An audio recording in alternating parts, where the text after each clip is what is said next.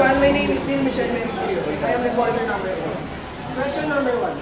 Find the next 5 terms of an arithmetic sequence. The first term and the common difference are given. Given are a sub 1 equals to negative 16 and the common difference is 9.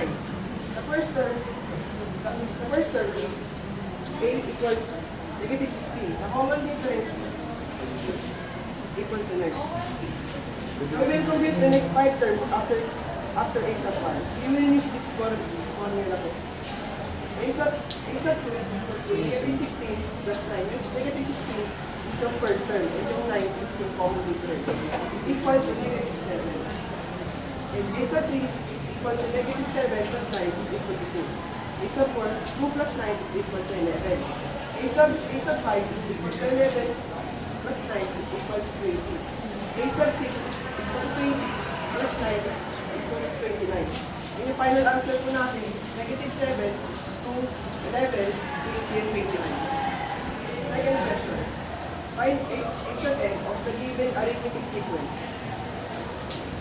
The given are a sub 5 is equal to 7. And a sub 7 is equal to 69.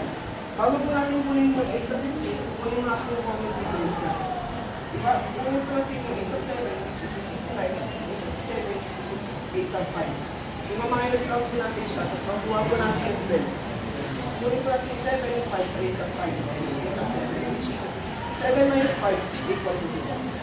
So, divide po natin yung 12 sa 2 which is yung 6 po.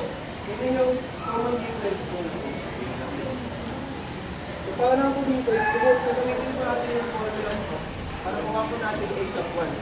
So, 57 is yung a sub 5. 57 equals to a sub 1 plus 5 minus 1 times 6. So, 5 minus 1 is equal to 4. So, ibaba po natin sa dito tapos times po natin sa 7 which is magiging sa akin 2 minus 3. Nakapagin po natin yung transpose po. So, 57 minus 24 is equal to 30, which is po yung a sub 1. So, kunin naman po natin yung a sub 50.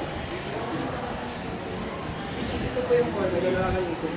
So, 33 plus n minus 1 times 6. So, kunin natin yung dito. So, 15 minus 6, 15 minus 1 is equal to 40.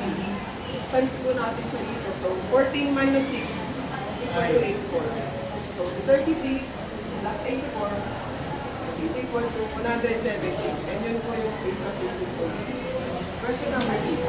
If the first 3 terms in an arithmetic sequence are 3, 7, and 11, then what is the 10th term? Ito 50, which is 3, 7, and 11. And common difference po natin is 1.